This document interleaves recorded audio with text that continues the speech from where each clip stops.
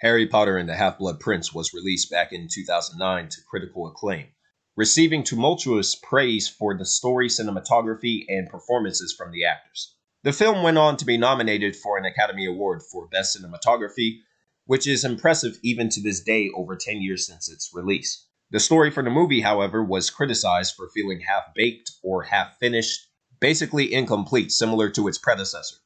The movie cuts out key moments from the book, which doesn't do much to replace these moments despite its expensive $250 million budget.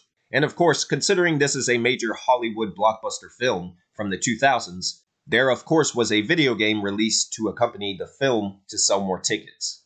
Harry Potter and the Half-Blood Prince video game, by comparison, suffers from the same critique as the movie, as it's an experience that feels half-finished, and it stands as one of the worst games in the entire series, clocking in at under 4 hours in length just for the main story alone with not much to offer in the aftermath of completion. Half-Blood Prince is an insultingly lazy product front to back.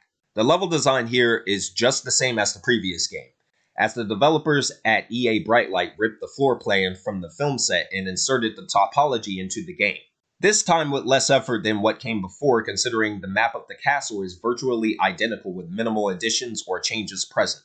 Similar to the last game, there is no attempt here at creating actual levels. The concept of going to class and playing through a level to unlock a cool new spell has been absent since the third game in the series, and it doesn't return here. Many of the fetch quests have been removed, which is a good thing, but they've been simply replaced with less than a handful of activities which reshuffle to what feels like at random. These activities include going to potions class, some dueling here and there, and Quidditch. That's it. That's all you do in this fucking game is potions and Quidditch. The game is so repetitive despite its short length that it actually feels longer, and not in a good way. That's because the game makes no effort to give the player anything to do other than these two activities that it shoves up your ass again and again and again ad nauseum. With the severe lack of content that's on blatant display here, combined with the short length and lazy retelling of scenes from the movie, there's barely a game here. Everything feels like a cheap simulation of the movie, whose moments are retold in scripted segments that last less than 10 minutes each. This includes the big money-making scene with Harry and Dumbledore attempting to destroy Voldemort's fake Horcrux at the tail end of the game. Why can't I drink it, sir? Because I'm much older, much cleverer, and much less valuable.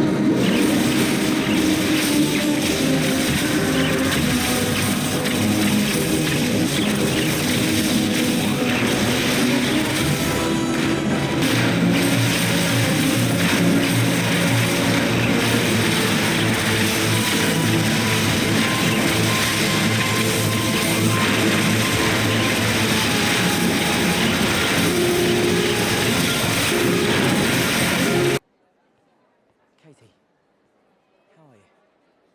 I know you're going to ask, Harry, but I don't know who cursed me. Just can't.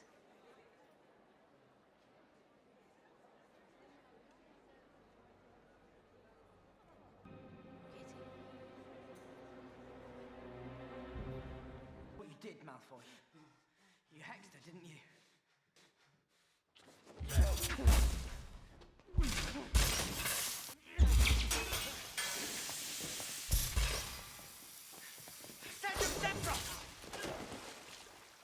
I don't know who cursed me. I've tried to remember, but I just can't.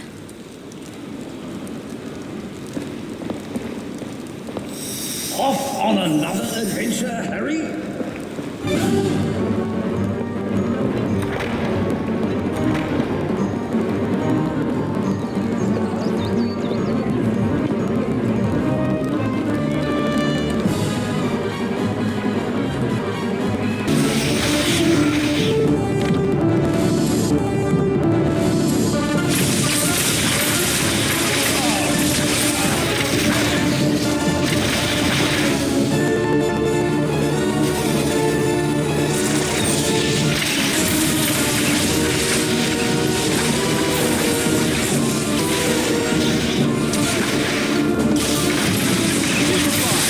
Speaking of potions and Quidditch, both are terrible minigames that are not long enough to be considered as an actual activity. Potions making, for example, is annoying at first, until you realize how to game the system using the vibration on the controller that signals you to move on to the next step, making the activity super easy and incredibly dull simultaneously. Quidditch, which should be one of the best elements of any Harry Potter game that includes it, and has been missing in the series for 3 fucking games in a row, is somehow made worse here compared to its last appearance in Chamber of Secrets. The system returns here the exact same way it was designed in the first 2 games, appearing in the form of an invisible on-rails track that the player cannot escape from and fly about the stadium freely, and despite the updated visuals here, there is no way to boost to catch up to the snitch faster. You can't play as any of the other members of your team, and you're once again forced to fly through these fucking rings.